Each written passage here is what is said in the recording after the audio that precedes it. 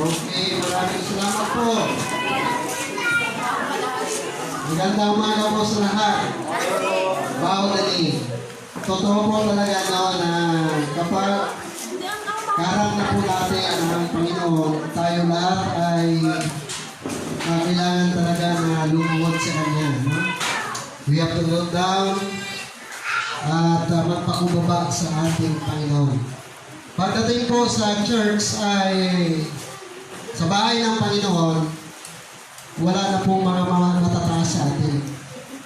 Kahit sino pa po tayo, pagdating sa Panginoon, we have to kneel down bow the knee. Kailangan natin mapakumbaba sapagkat lahat po tayo ay servant ng Panginoon. Pagdating po sa Panginoon, wala pong busing. Siya lang po. Okay, tayo po lahat ay tumayo at tayo po ay magsimula na po ang ating pag-aaral ng salita ng Panginoon. Tingnan po natin yung Titus chapter 2, verse 11 hanggang 14. Apat po na versikulo na mula po sa aklat ng Titus. Chapter 2, verse 11. Basahin po natin ng sabay-sabay para lahat po tayo ay makapagbasa ng Ebanghelyo po ng ating Panginoon. Everybody po sa verse 11. For by the grace of God that bringeth salvation, hath appeared to all men, teaching us that, denying ungodliness and worldly lust, we should live soberly, righteously, and godly in this present world, longing for that blessed hope and the glorious appearing of the great God and our Savior, Jesus Christ. 14. Who gave himself for us, that he might redeem us from all iniquity, and purify unto himself a peculiar people, zealous of good works. Yun po yung natin, no, yung pamagat ng ating mensaheng umaga. A peculiar people, zealous of good work. Zealous of good work. Tayo muna po ay sandali manalangin. Dakilang Diyos na makapangyarihan sa lahat, na pupuri po kami at nagpasalamat na binigyan niyo po kami ng pagkataon na makatagpo ka, makapilusip ka at masamba sa Espiritu at sa katotohanan sa umaga nito. Salamat Lord na kami ay iyong pinapuklog-puklog dahil sa isang layunin, ang sabayin ka sa Espiritu at sa katotohanan. Salamat po sa pribilehiyong ito, Panginoon, na kami ay may makapag-aral para makilala ka po namin sa pamagitan ng inyong mga salita. Salamat po sa pag-utos po ninyo na saligsigin ang inyong mga salita. Kaya sa umagang ito, Lord, dalangin namin na paunahan niyo po kami at samahan niyo po kami sa aming pag-aaral. Bigyan po kami ng katalinuhan. Buksan po ang aming mga puso at kaisipan sa aral na gusto po ninyo, Panginoon, na ipaabot sa amin at ituro sa amin sa umagang ito. At bigyan niyo rin po kami ng puso na mapagtanggap kung ano man po, Panginoon, ang iyong turo para kami ay sawayin, para po kami ay ituwid sa aming mga pagkakamali. Bigyan niyo po kami ng kaisipan at puso, Panginoon, na tanggapin ng maluwag sa puso anumang turo at aral, Panginoon, ay pag-alok niyo sa amin sa umagang ito. Sapagkat gusto namin, Panginoon, na iayos ninyo ang aming buhay. Kung mayroon na po, Panginoon, mga mali sa buhay namin, sana sa umagang ito, ay mayroon po kami matutunan, lalo na po na nagmumula ito sa inyong mga salita. At dapat, hindi po namin sasamukatin kung ano po ang inyong turo. Kaya sa umagang ito, Lord, bigyan niyo po kami ng mapagkumbaba na puso. Kaya humingi din po kami ng kapatawaran, Panginoon, sa lahat ng aming mga pagkukulang, sa lahat po ng aming mga pagkakamali na nagawa sa inyo, sa isip, sa salita, at sa gawa. Maraming salamat po at sa umagang ito po ang aming dalangin sa tanging pangalan lamang ni Kristo Jesus na aming Diyos at tagapagligtas. Amen. Okay, maaari na po tayo makaupo lahat. At muli, magandang umaga po sa ating lahat. Kamusta po kayo? So, amen. Alam niyo po, mga kapatid, parang kailan lang nag-birthday ako noon. At parang pinatapos lang yung birthday ko, tapos nag-lockdown. At ngayon, ibig sabihin, malapit na isang taon. Itong crisis na ating inaharap. Napakabilis ng panahon. And then by January, February, sabi ko, dami, natatanda na naman ako nito. Bilis ng pagtanda natin ito. Hindi na talaga mapipigilan. Tama po ba? Kaya, napakabilis po ng panahon. Mayroon pong nagtanong sa akin, ano daw ang pagkakaiba At gusto ko rin itanong sa inyo. Ano daw ang pagkakaiba ng birthday ni Andres Bonifacio at ni Dr. Jose Rizal? Gusto ko rin tanong sa inyo. Ano yung pagkakaiba ng kanilang birthday? Mayroon ba makasagot? Ha? Sino makasagot? Sino makakaiba? Makasagot? Ano ang pagkakaiba? Sana may premyo tayo. Bigyan natin ng premyo, no? Sino makasagot? Oo. Sino makasagot? Oo. Yung makasagot ay, bigyan bigyan natin ng premyo. Ano ang pagkakaiba ng birthday ni Apolinario at ni Dr. Jose Rizal? Ano po? Date?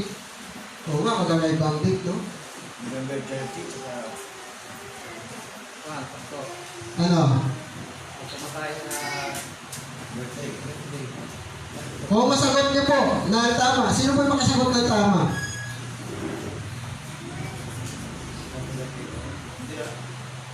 November 30, Ano sila galaw? Hindi tayo makatama po maya. wala na yung birthday kasi Kung masagot niyo, ayon doon sa alam ko, bibigyan natin ng 100. Sino makasagot? Anong pagkakaiba ng birthday nila? Magkakaiba ng month, pero hindi yun yung sahot nila eh. Ano po na ko lang to eh. Ano? Ang alam ko, si Red na? Hindi na ito magpunta sa inyo. Oh, 1 hanggang 5, 2, 3, 4, 5. Wala na, akin na to. Salamat, wala. Hindi wala. Ako, ang pagkakaalam ko mga kapatid, ang birthday nila, parehong walang pasok. Parehong, hindi yun. May point ka doon, ma'am, pero yun lang. Ayun. So, alam niyo mga kapatid, kapag sinabi natin peculiar people, alam niyo, ibig sabihin ng peculiar people is special. Special. A peculiar people, zealous of good work. So, ibig sabihin ng peculiar, pinili ka. Kaya yung mga pastor na nakaranas ng mga matinding problema, ang kanta nila, why have you chosen me? Parang si Pablo ba? Bago siya naging Pablo, no? Matindi, no? Yung kanyang experience. Bago siya naging apostle. Kasi, bakit ang dami-daming tao? Bakit na ikaw talaga ang pinili? Di ba? So, ibig sabihin, ang daming-daming tao, bakit na ikaw ang pinili ng Diyos na iligtas? Di ba? Kung balikan natin yung verse 11, sabi doon, for the grace of God that bringeth salvation. Iniligtas. Kaya mga mananampalataya talaga, dapat alam nyo talaga na ligtas kayo, buhay pa kayo. Hindi yung patay ka na sa kanila, pag mapatay na ako, di malaman ko kung sa inferno ako o sa langit.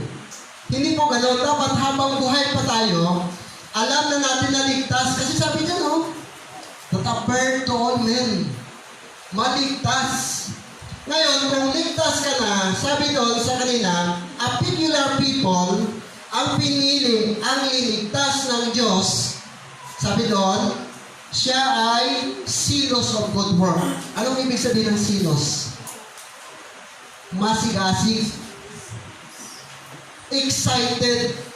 So kung ang Kristiyano tutuong na ligtas, dapat siya ay excited na pupunta sa church. Amen. Yan ang ibig sabihin yan. Kaya pag tayo ay naligtas na, dapat excited tayo because we want to fellowship, we want to hear the Word of God. Gusto ko naman, kumbaga, pag-uwi namin, alam nyo, naghanap na naman kami ng kanta. Pag-uwi namin, nagpa-practice na naman sila. Pag-uwi namin, naghanap na naman ako ng mensahe. Excited. Yung ibig sabihin eh. Ngayon pag ligtas ka, pinili ka, aba mga kapatid, kakaiba ka. Tingnan mo yung 11 sa Tagalog. Siya na nagbigay ng kanyang sarili alang-alang sa atin. Sino nagbigay? Si Kristo.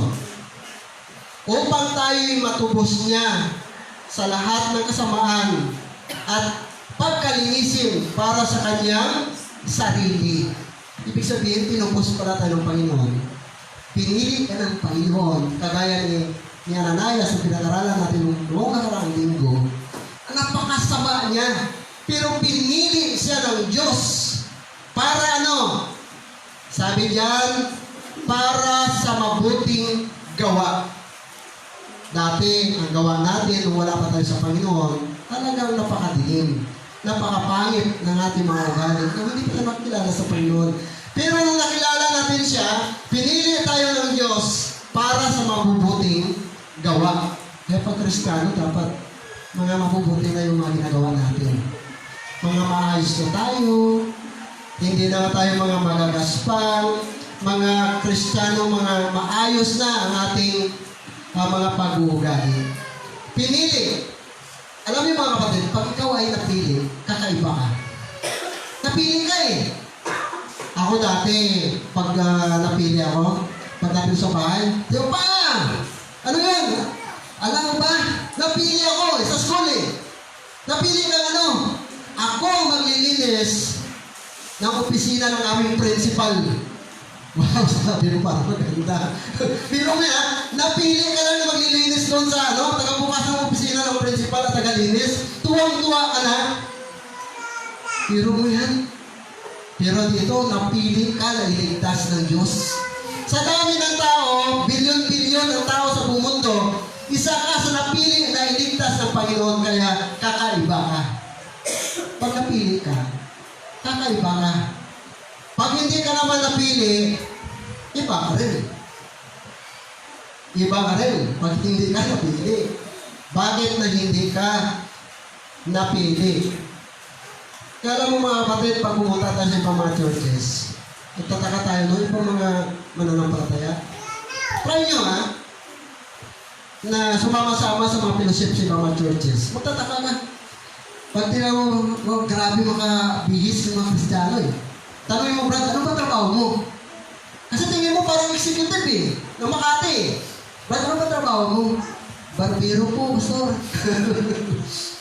Barbero lang pala, pero pag nakakala mo, ma-executive eh. Kasi pinili ka, binago ka na ng Panginoon, ibig sabihin, dapat kakaiba na tayo. Kakaiba na. Kasi pinili na tayo ng Panginoon, binago na tayo ng Panginoon, kaya pag pinili ka, dapat parang hindi ka naman kaawa-awa. No? Dapat kakaiba ka na. Kasi binago na tayo ng Panginoon. Naalala ko po, nung ako po ay nakakilala sa Panginoon, 1987 ako nakakilala sa Panginoon. Alam mo, that was a grand day na araw. Alam niyo mo bakit mga kapatid? Because the place I was to go, I go no more. The place, the drink I was drink, I drink no more. The things I want to see, I don't see no more. Ibig sabihin, yung mga ginagawa ko noon, hindi ko na ginagawa ngayon. At yun po ang pinagpasalamat ko. At dahil sa araw na yun, I become a born again. Nakilala ko ang Diyos, napili ako ng Diyos sa araw na yun, kaya tinuturing ko po ang araw na yun na mga ingrante. Na ingrante sa buhay ko. Pinakamaganda na nangyari sa buhay ko nung ako ay mapili ng Panginoon. Nung makilala ko ang Panginoon na aking Diyos at tagapagligtas. Andin tuloy-tuloy na hanggang ngayon. Lalo na po nung pumasok kami sa ministry 2011, hanggang ngayon kahit isang bisis, hindi po akong absent sa pagsimba. Kahit isang araw, magti 10 years na nag-start kami na mag-ministry, wala po akong absent kahit isang araw sa Panginoon. Ibig sabihin, tuloy-tuloy. Kaya ako mga kapatid ay nalulungkot na maraming mga Kristiyano na noon, mga masigasig sila, and then later on, parang nanlamig, no?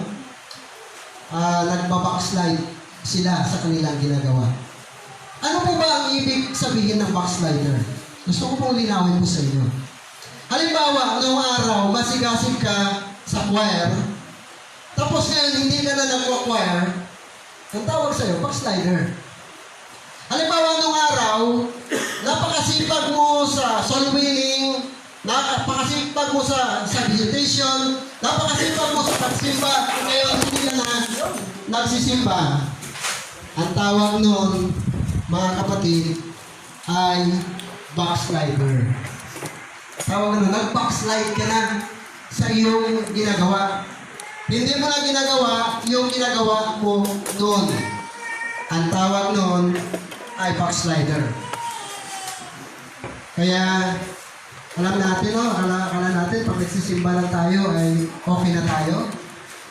Pero, kung hindi mo ginagawa yung dati mong ginagawa, nag-backslide ka na doon sa mga bagay na yan. Halimbawa, noong araw, nung bago ka pa lang sa Panginoon, napakaaga mo lagi sa church. Pero nung tumagal na, ay lagi ka nang nalilate sa church. Ang tawag nun ay backslider. Natindihan niyo po yung sabihin? Kasi dati nag-aaga mo eh. Dati palang itin ka eh.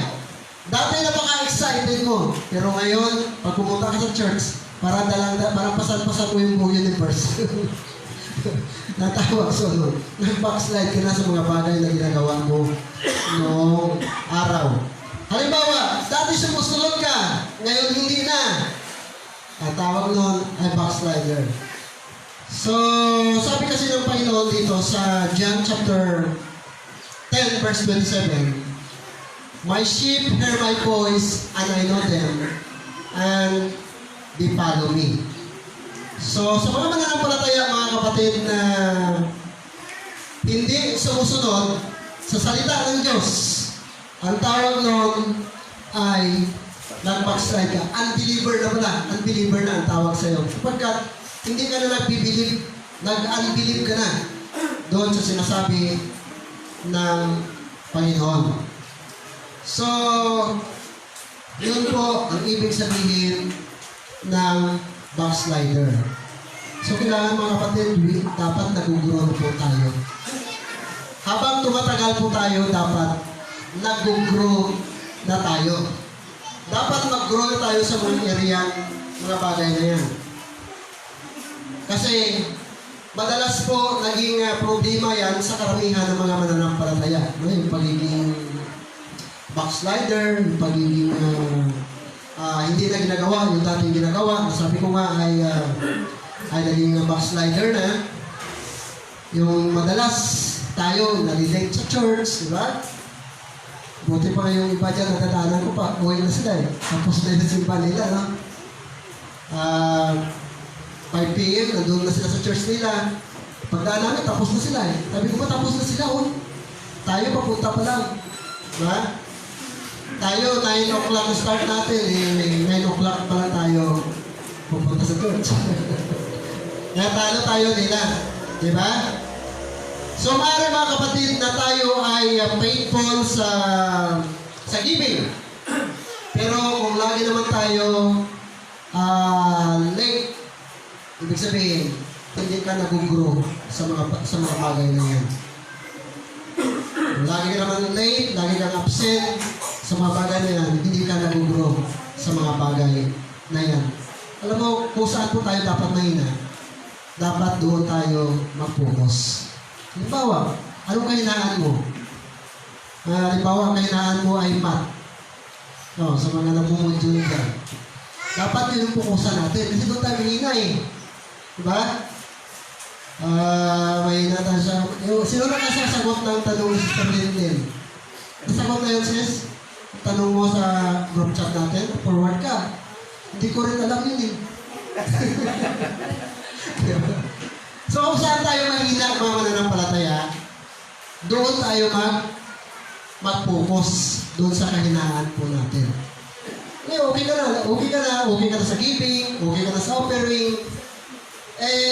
Doon sa kabilang banda naman, mahina ka, dapat doon naman tayo mag-focus. Diba? Kung alin yung kahinaan natin. Dapat lumalago na po tayo doon, mga kapatid. Ang problema kasi ng mga Christian, parang ito ba? One step forward, pero two step backward. 1, 2. So, step na naman, one step forward, but two step backward naman, 1, 2. So, ngayon kung lalo kang pabalik, no? Hindi tayo lumalago, hindi tayo nag-grow bilang mga mananampalataya. Naalala ko yung mga Israelita. Dapat ay 40 days lang kanilang paglalakbay. Pero inabot sila ng 40 years. Bakit? Nandun yung kanilang pagiging rebelde sa kay Moises. Nandun yung kulang sila sa pananampalataya.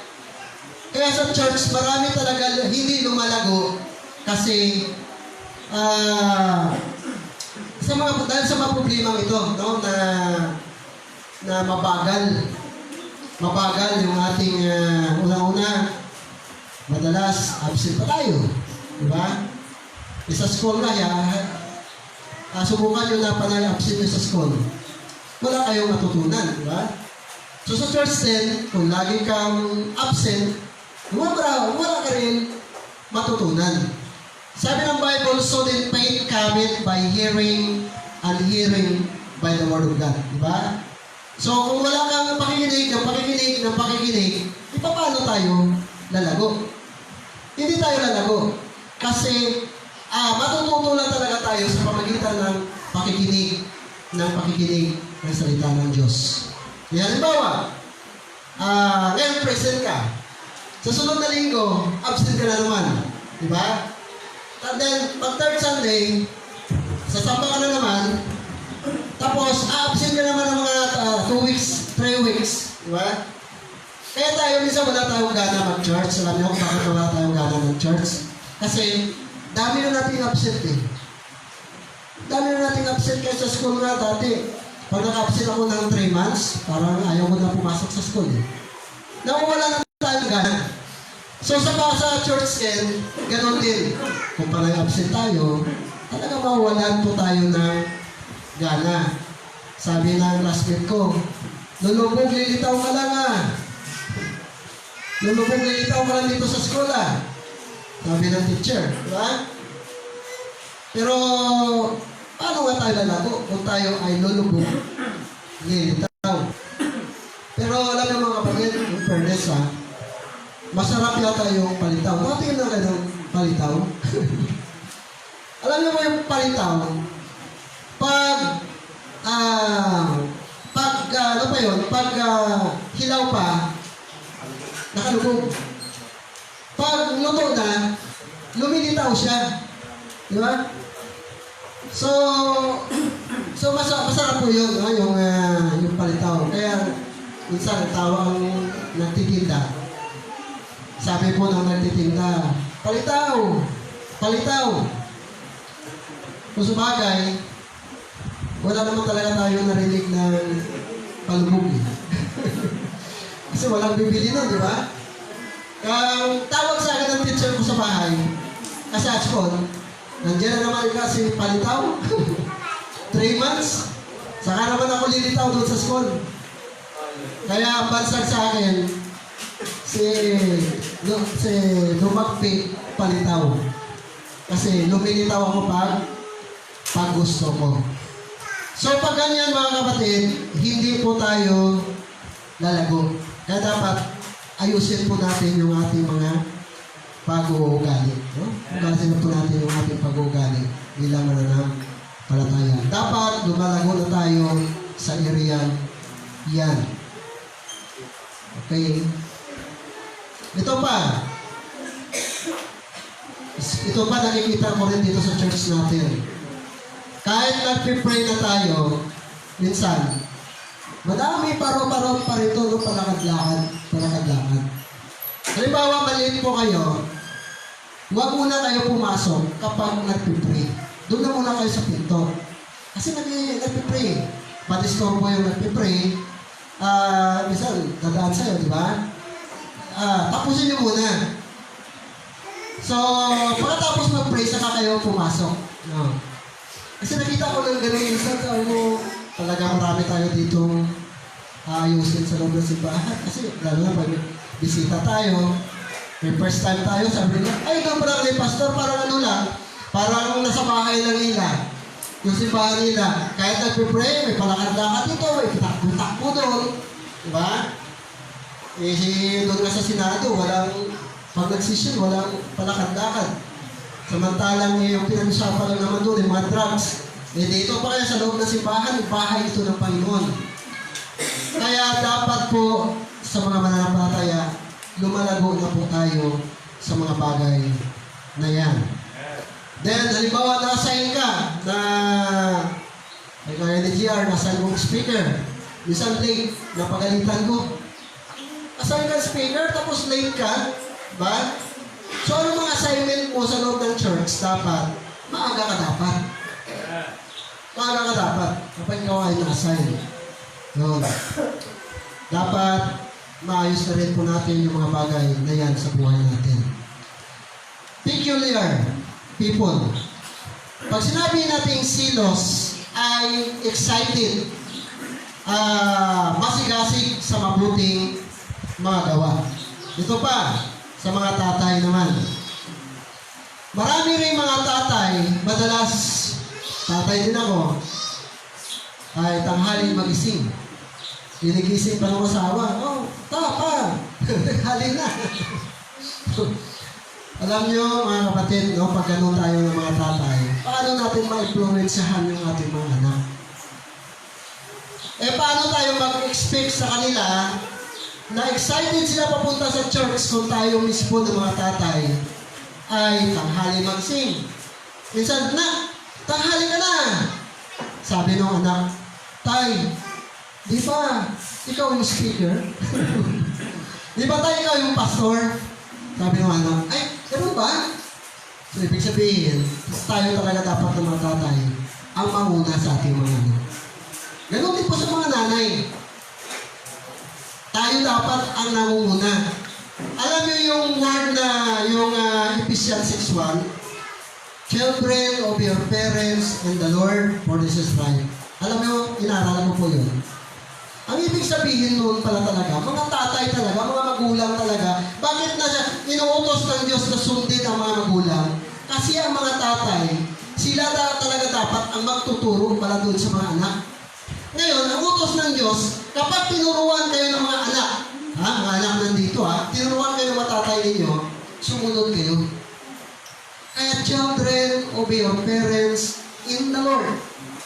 Inuutosan tayo ng mga tatay na ng mga kabataan na sumunod sa ating mga anak. In the Lord, for this is right.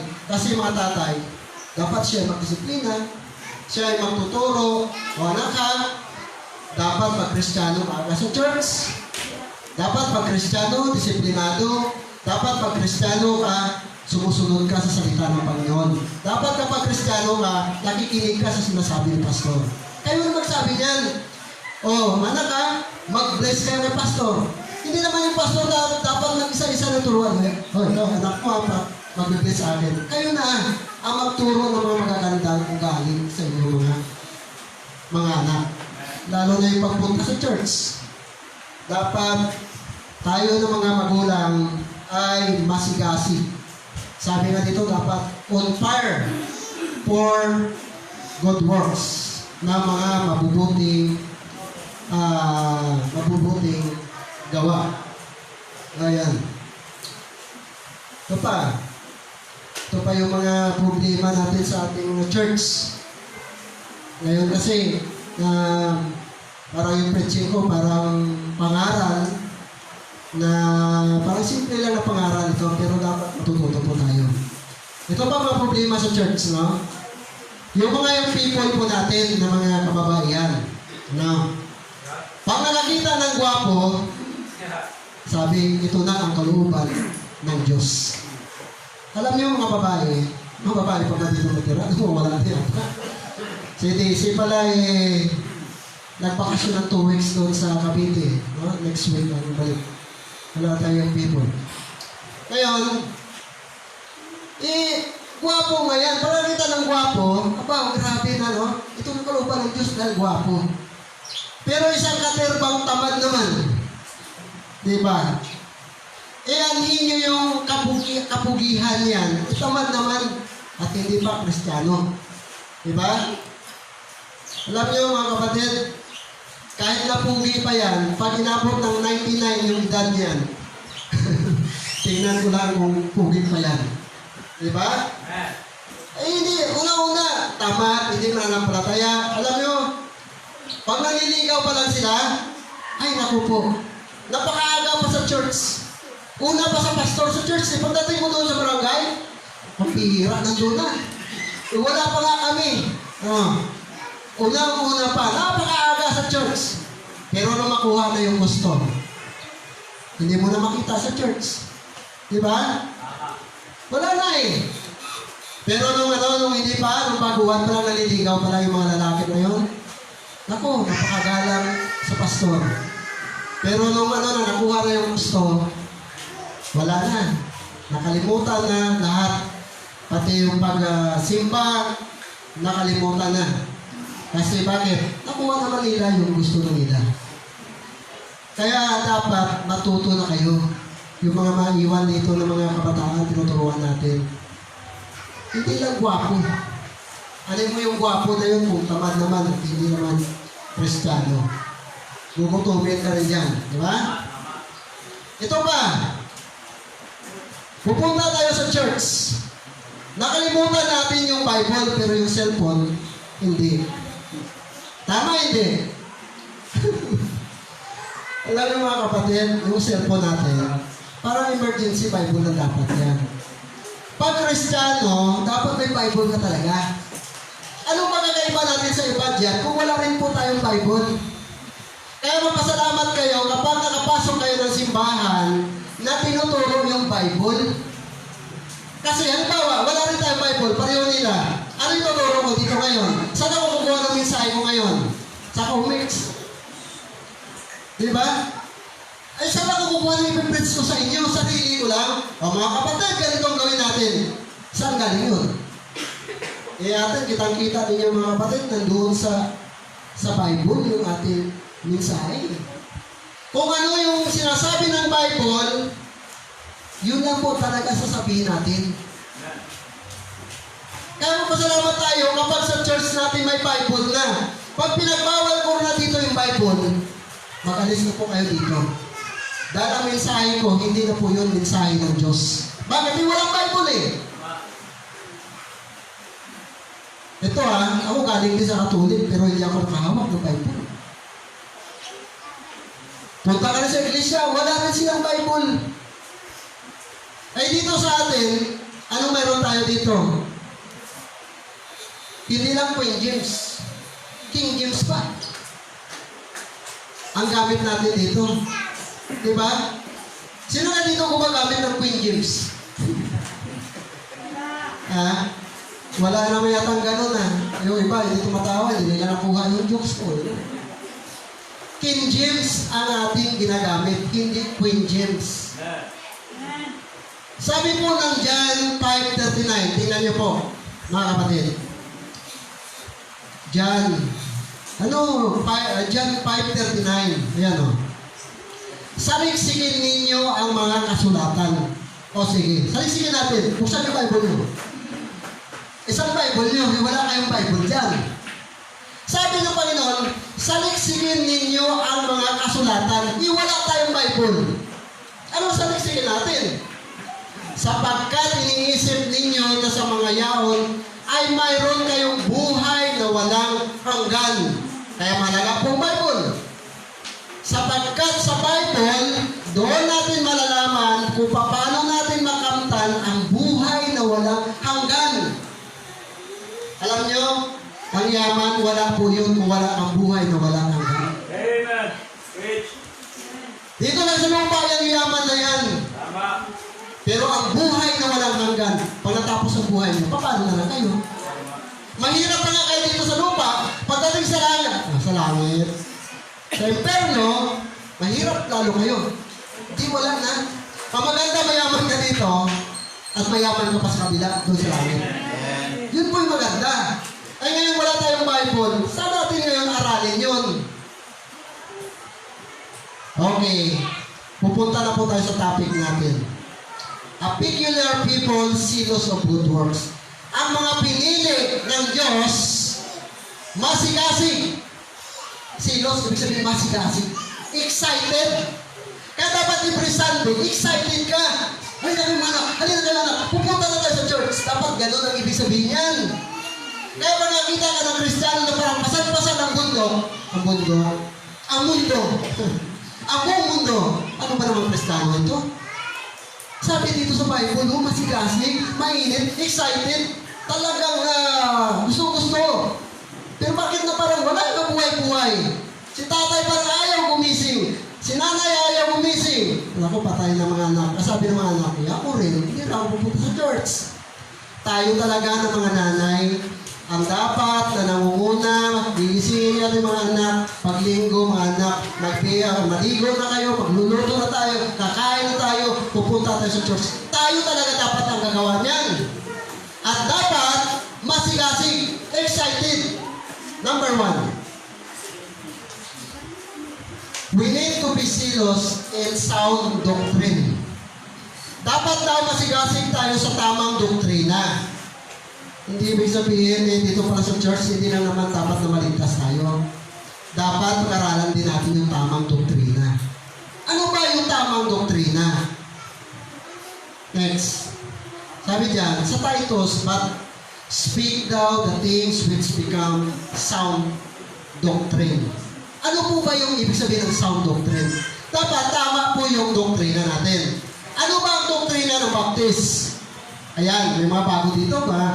Baka gusto yung malaman na mga bago. Ano ba ang doktrina ng Baptist? Ganito po yun. Pag sinabi natin sound doctrine mga kapatid, sa amin dito, dalawa lang ang kaligtasan. Para ka maligtas, dalawa lang. Ephesians 2:9. Sabi diyan, sa biyaya kayo'y nangaligtas sa pamagitan ng pananampalataya. Ang kaligtasan dito, simpleng-simple lang. Sa biyaya lang at sa pananampalataya mo at kayo'y maliligtas sapagkat kaloob yan ng Diyos. Sa sinabing kaloob, regalo, hindi mo dapat na paghirapan. Hindi mo dapat pagtatrabahuan. Hindi mo kailangan na magluhod mula doon papunta rito para ikaw maligtas. Verse 9. Hindi sa pamagitan ng mga gawa. Kita nyo? Hindi sa pamagitan ng gawa. Samantalang sa iba, sabi ng ibang simbahan, mag-door-to-door kayo, magbigay kayo ng mga trucks, magbinta kayo ng mga papasahin, at kayo ay maliligtas. Mali po yun. Yung iba naman, magpapako ka para ikaw ay maligtas. Mali din po yun. Sabi ng Bible, hindi sa pamagitan ng mga gawa. Sa ano? Sa biyaya lang at pananampalataya. Ganun na po yung kaligtasan dito. Tandaan nyo yan. Ang kaligtasan sa pamagitan na ng biyaya. Alam mo biyaya? Si Saulo, makasalanan siya. Pero naligtas siya. Biyaya ko yun. Ako, masama din akong tao, naligtas din ako dahil sa biyaya lang ng Diyos. Hindi po ako karapat-dapat, pero dahil sa biyaya ng Diyos, ako'y nangaligtas. Ganun po tayo dito lahat, sa biyaya lang ng Diyos. Amen. Pero sa iba ano? Good works. Sa protestante yan, good works din eh. Pag hindi ka nagsipag at umabsent ka, tumigil ka, hindi ka ligtas. Ganun din sa protestante. Sa Katoliko, good works din. Sa Jehovah's Witnesses, good work din. Magbinta ka. Sa iglesia naman, magpamimbro ka para ikaw maligtas. Tingnan mo yung verse na yan. Biyaya lang mga kapatid at pananampalataya. Kailangan tama po ang ating doktrina. Okay? Sa atin, ang paniwala natin mga kapatid, ang Diyos ay may tatlong persona. Ano yon? Anong persona ng Diyos? God? Ha? God the Father, God the Son, God the Holy Spirit. Yun po yung tatlong persona. Sa iba mga kapatid, mayroon silang God the Father, God the Son, God the Holy Spirit, and God the Mother. Diyos din yun eh. Sa atin, tatlo lang, God the Father, God the Son, God the Holy Spirit. Alam niyo mga kapatid, ang Diyos, wala po siyang ina. At hindi po siya Diyos. Tingnan niyo po ito. Luke chapter 1, verse 46. Okay, doon na. Kasi ito naman na. English muna, English ha. Ayun po si Mama Mary. My soul glorifies the Lord, and my spirit rejoices in God, my Savior. Sabi niya, tagapagligtas din daw niya si Kristo. Tagalogin natin para maintindihan. At sinabi ni Maria, dinadakila ng aking kaluluwa. May kaluluwa talaga si Maria. Ang Panginoon. 47. At nagalak ang aking espiritu sa Diyos na aking tagapagligtas. Siya mismo, sinasabi niya na si Kristo ay kanyang tagapagligtas. So, ibig sabihin, hindi po siya tagapagligtas. Kaya ang Diyos, tatlo lang. God the Father, God the Son, and God the Holy Spirit. Tatlong persona lang pala, amen. Kamali po mo. Yan. Pangalawa, mga kapatid, napunto natin. Bilisan natin. Okay, may natira pa. We need to be zealous in soul winning. Ano po ba yung ibig sabihin ng soul winning, mga kapatid? Ang ibig sabihin ng soul winning, yung maghayong ka ba? Yung mag-share ka ng salita ng Diyos. Yung magdala ka ng bisita sa simbahan. Yung magdala ka ng mga kaluluwa sa paanan ng Diyos. Yun ang ibig sabihin ng soul winning. Ibig sabihin, kung gusto natin na mapuno ng tao, ng mga anak ng Diyos ang langit, kailangan natin mag-soul winning. Kailangan natin mag-share ng salita ng Diyos.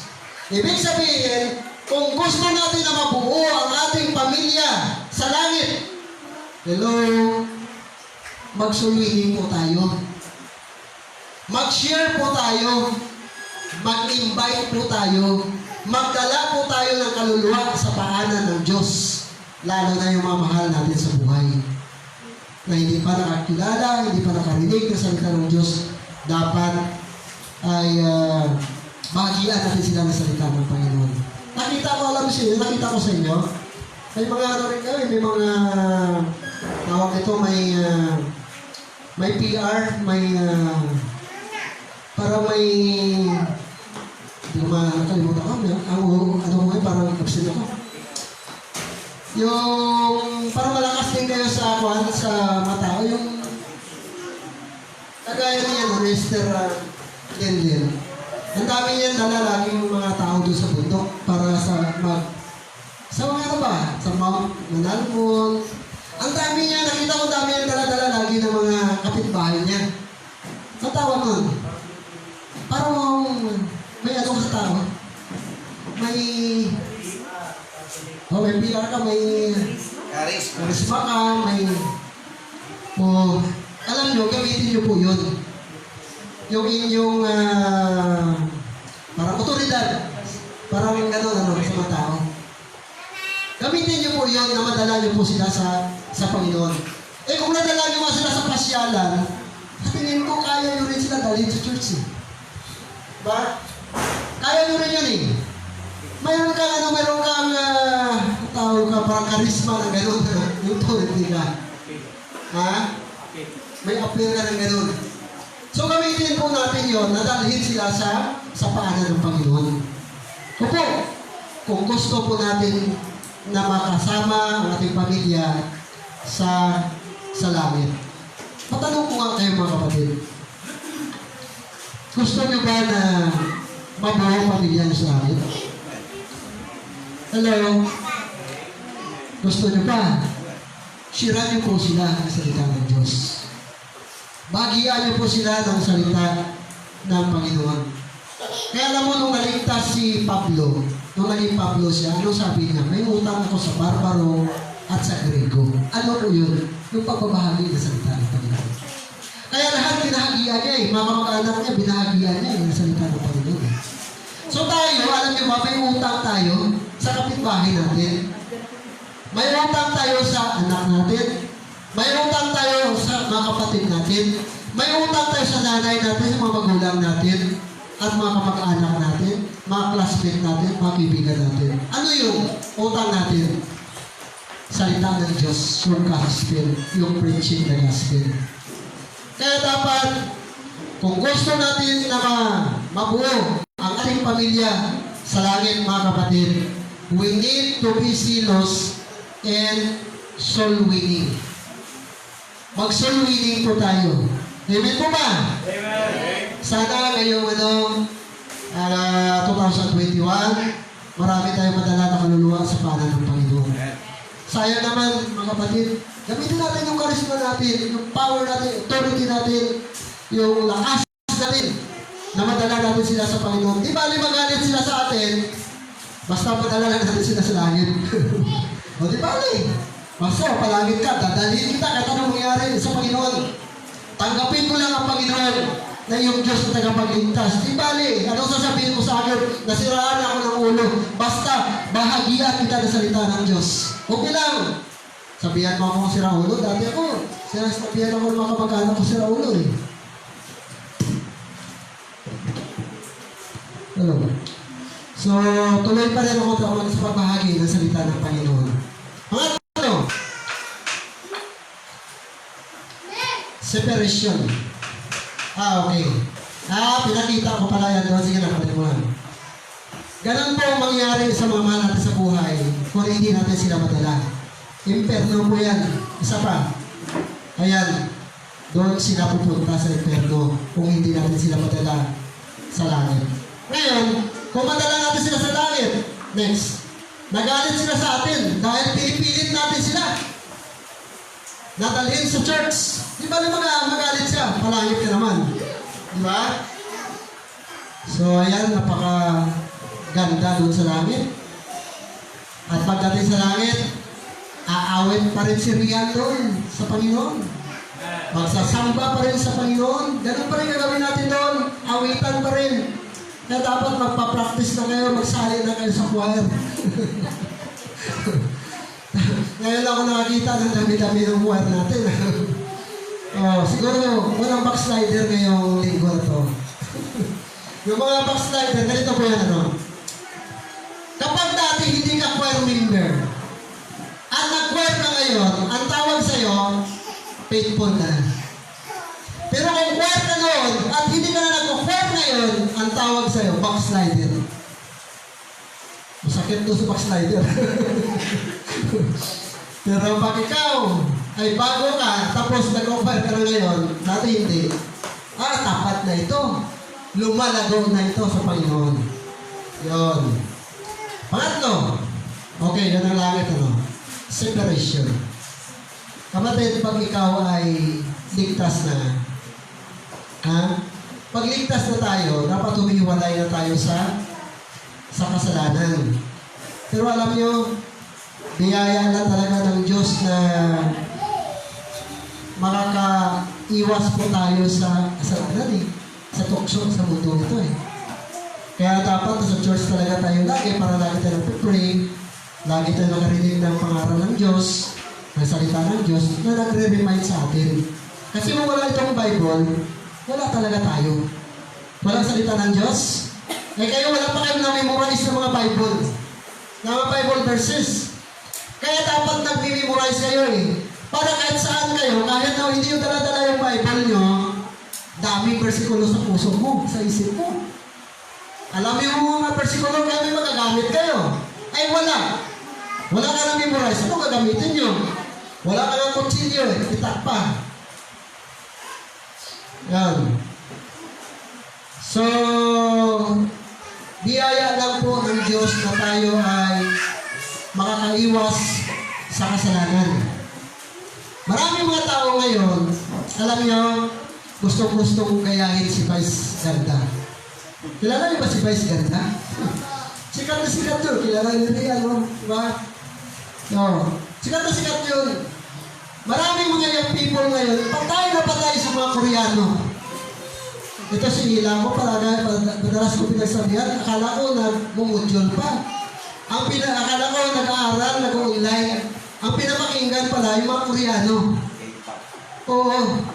Yung pala pinapakinggan. Ginagaya yung mga Koreano. Alam niyo yung iba, ginagaya yung mga buhok ng Koreano.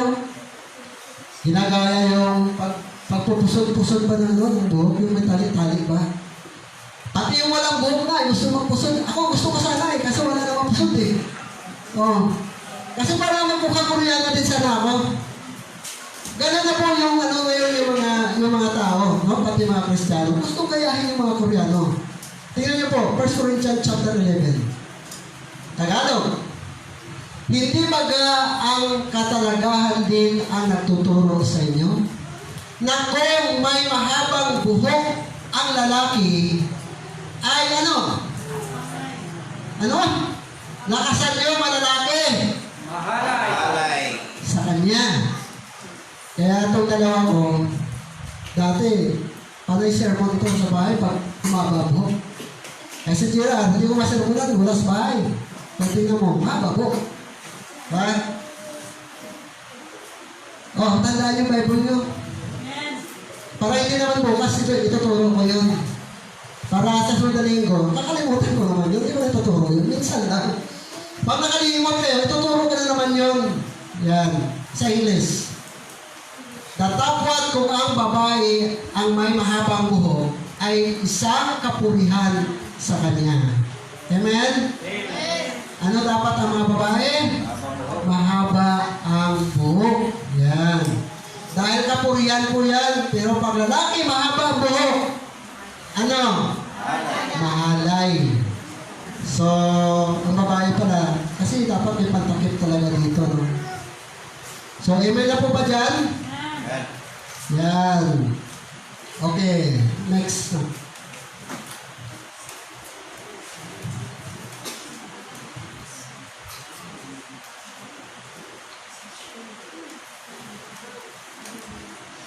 Alaktawan pa natin yan. Okay, next. Alaktawan na lang yan. Oh, balik na yan. Ito pa.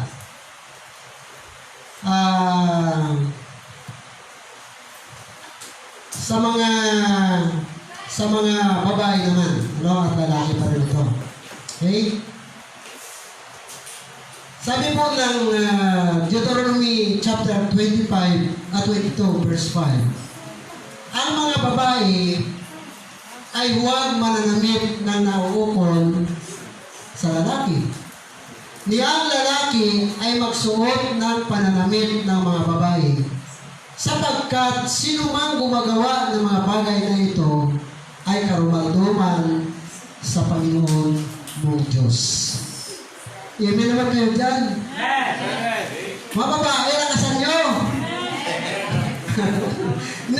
Pamira, umitin naman kayo. Hindi ako may sabi nyo, huwag kayo magalit sa akin, ha? Yung hindi nakangiti, galit na sa akin. Huwag kayo magalit sa akin, magalit yung sa Panginoon, bahala kayo. Alam niyo mga kapatid, naguguluhan na ngayon ang mundo.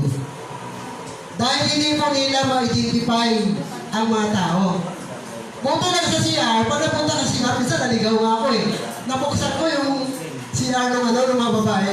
Oy! Sabi ako, kuya, lalaki na, babae dito. Naligaw ako pa. Minsan din na natin ma-identify. Ang Muslim, mabuti ang Muslim, madaling mo makilala, may mga palda sila Yung mga lalaki, may palda. Ang mga Indian naman, madaling mo rin ma-identify, mayroon silang diaper sa ulo. Diba? Pag lalaki yung pag may diaper dito. Ay, ang mga Pilipino, minsan pariyo na lang Kaya hindi natin ma-identify. Alam niyo mga kapatid, 1960s lang po talaga nagkaroon ng UNICEF. Pero aralin niyo yan Grabe yung naran ko ito. Grabe yung na patungkol dyan. Ang mga history pala. Yung mga history pa mapanamit natin.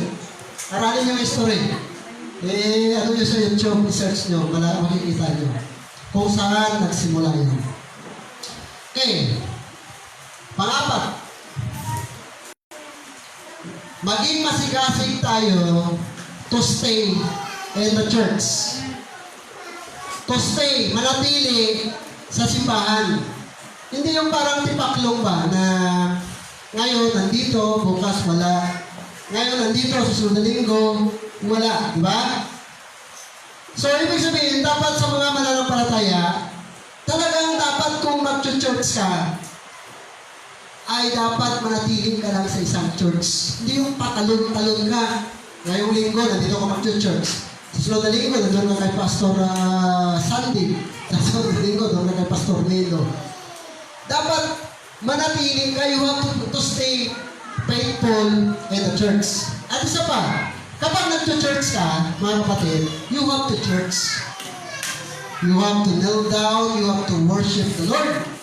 Hindi yung pupunta ka sa church, tapos pagdating mo doon, sa isang church, tatabihan mo yung isang membro nun. Alam mo, sister, mayroon sana akong sasabihin sa'yo eh. Ano yan? Pwede ba isang lang ko sa'yo itong wedding ring ko? Mayroon na gano'n na mga nagsisimba sa simbahan. Magsasangla lang pala siya ng wedding ring niya. O di kaya, may dala-dala kang mga business. Kaya punta rito, Brad. Akala ko first time visitor. Akala ko first time visitor eh. Yung pala yung magbibusiness pala siya. Sa church, mga kapatid, dapat wala pong ibang business. Dapat God's business. At susunod, Brad, kapag nagpapasok ka ng business dito, sabihin mo muna sa akin ha. Nagulat ako, tatayong na lang dito eh. Business pala yung dala niya eh. No? Wala po batang ganon. Pang-lima, para tuloy-tuloy. Be zealous to stay as a servant. Dapat manatili tayo mapagpakumbaba, mga kapatid. Ang example po natin dito, si Jesus Christ. Anong ginawa niya? Pinugasan niya yung paanan ng kanyang mga disciples. Simbolo po yun ng kanyang pagpakumbaba. Diba? Sabi ko nga kanina, sa church, wala pong bossing. Sa church, wala pong mayaman. Pastor, sa amin ako yung boss. Pastor, mayaman po ako eh. Hindi po ako pwede magwalis eh, dahil mayaman po ako eh. Mga kapatid, kung ikaw ay boss sa inyo, pagdating sa simbahan, tayo lahat dito ay servant of God. Kapag nasa simbahan po tayo, we are the servant of God. Lahat po tayo ay servant ng Panginoon. Wala po mataas, tayo po lahat ay pantay-pantay sa Panginoon. Diba? So we have to stay humble, stay loving for Jesus, stay loving for your church, stay and kneel down for Jesus, stay and pray with Jesus, stay and support your pastor. Ito, panghuli na. Panghuli na to. Ayun. Kanina nakasimangot, pero ngayon nakangiti na kasi panghuli na. Ano na talagang reaction? Hello? Panghuli na po. Kunti lang nag-iiti. Oh. Panghuli na. Be zealous for the coming of Jesus Christ. Be zealous for the coming of the Lord Jesus Christ. Sabi po dyan sa Titus 2:13, looking for that blessed hope and the glorious appearing of the great God and our Savior, Jesus Christ. Alam niyo sa versikulo na yan, may doctrine din yan eh. Yung iba, hindi sila naniwala na si Kristo ay Diyos. Pero diyan lang, hindi kaya kasama sa online ko ha, dagdag ko lang ha, great God siya. Our Savior, Jesus Christ. So si Kristo mga kapatid, great God. Diyos talaga siya. Tagapagligtas. Ngayon sabi diyan, yun yung pag-asa ng mga mananampalaya. na darating siya yung ating tagapagligtas. Yun po yung inaasahan natin. Kaya dapat ang mga mananampalataya, always stay in the church, always faithful in the church, at dapat lagi natin inaantay yung pagbalik ng Panginoon. Bakit? Alam nyo, ang mga Kristiyano, pag may problema, Pastor, sana dumating na ang Diyos. Sana dumating na si Kristo. Pero kung maraming pera at walang problema, saka na lang siya dumating. Masarap pa naman dito ang buhayan. Kaya saka na lang siya dumating. Pero tayo, mga kapatid, ang pinaka-ano natin, kung bakit ayaw mo pa dumating ang Panginoon, marami pa tayong mga mahal sa buhay na hindi pa nakakilala sa Panginoon. Marami pa tayong mga mag-aanak mahal sa buhay na hindi pa tinanggap si Kristo na kanilang Panginoon tagapagligtas. Sana, kung lahat ng mga mahal sa buhay, Kristiyano na, okay na. Okay na, Lord, kahit tumating ka ngayong linggo, kahit tumating ka bukas, wala na pong problema. Kaya lang, marami pa po mga mahal sa buhay natin na hindi pa nakakilala sa Panginoon. Alam niyo, mga kapatid, lahat ng sign ngayon ay nandiyan na para parating ng Panginoon. Anong sign yan? Nandiyan yung mga bulaang propita, yung mga nagtuturo ng mali. Nandiyan yung lindol. Nandiyan yung pandemic, yung pestilence, yung piste. Nandiyan yung pagputok ng buong vulkan. Nandiyan yung mga typhoon, earthquake. Nandiyan yung gira. Diba? At inaantay natin ngayon yung the big one. Sabi nga doon, mga 32,000 ang mamamatay dito sa Luzon lang. Dito sa NCR. So, lahat ng sign nandiyan na. Malapit na talaga darating ang Panginoon. Kaya kung ikaw, hindi mo pa nasiran yung mahal mo sa buhay, anak nyo, na hindi pa Kristiyano, ito na yung time. Sabi ng Bible, ngayon ang araw ng kaligtasan. Ngayon ang araw. Ibig sabihin, ngayon na, dapat pahagian natin sila ng salita ng Diyos. Dapat ngayon na, madala na po natin sa kasapanan ng Diyos. So tayo po lahat ay tumayo, tayo po manalangin. Dakilang Diyos na makapangyarihan sa lahat. Salamat po Lord na kami ay iyong pinili na iligtas. Na kami po ay iyong pinili na maging anak mo. Kaya lang Lord, malungkot po kami. Kung yung mga mahal namin sa buhay, hindi namin madala. Malungkot po kami, Panginoon, kung yung aming mga mahal sa buhay, hindi namin makasama diyan sa kalangitan. Kaya Lord, dalangin ko po, nagamitin mo po ako. Kung hindi mo man po ako nagamit ngayong year 2020, sana sa year 2021, Lord, maging masigasig po ako. Sana pahalagaan ko, Panginoon, ang pagka-Kristiyano ko. Sana po, Panginoon, pahalagaan ko na pinili po ako. Ako pala ay peculiar people, chosen people, sa isang layunin, sa isang mission, na magbahagi, mangaral ng iyong mga salita. Hindi lamang sa aking pamilya, kundi ganoon din sa aming mga kamag-anak at sa aming mga mahal sa buhay na hindi pa po naabot ng kaligtasan. Lord, gamitin niyo po ang church na ito. Hindi po kami iligtas, Panginoon, para lang tumayo at matulog. Kami ang iyong iligtas, Panginoon, para maglingkod sa inyo at magbahagi ng iyong mga salita. Mga kaibigan at mga kapatid, baka mayroon po dito sa ating kalagitnaan na kung siya ay bawian ng buhay, hindi pa niya sigurado na siya mapalagi. Sabi po ng Bible, ito po ang araw ng kaligtasan. Ngayon po ang araw ng pagtanggap sa Panginoon. Baka mayroon pa po dito na gusto tanggapin si Kristo na kanyang Panginoon tagapagligtas. Pagitaas na po yung kamay, ipanalangin kita. Tulungan kita sa panalangin. Kung gusto mong tanggapin si Jesus na iyong Panginoon tagapagligtas, please, meron po ba? Pagitaas ang inyong kamay. Gusto mo bang tanggapin si Kristo na iyong Panginoon tagapagligtas? Alam niyo, wala pong mawala sa inyo. Hindi po kayo maging baptist. pero kayo maging anak ng Diyos kung tagapin ninyo si Kristo na yung Panginoon na magligtas. Tandaan po ninyo, hindi reliyon ang makaligtas sa atin. Ang makaligtas lamang sa atin ay ang ating personal na relasyon sa Diyos. Kaya sa umagang ito, kung wala ka pang relasyon sa Panginoon, hindi mo pa siya tunay na kilala. Ito yung oras, ito yung panahon na tanggapin mo si Jesus na yung Panginoon na magligtas. Mayroon po ba? Gusto mo tanggapin si Kristo na yung Panginoon na magligtas? Please, raise your hand. Pagitaas lamang yung kamay at ipagpipray kita. Sino ba? Sino gusto tumanggap sa Panginoon? Hindi ako magtatagal sa aking invitation.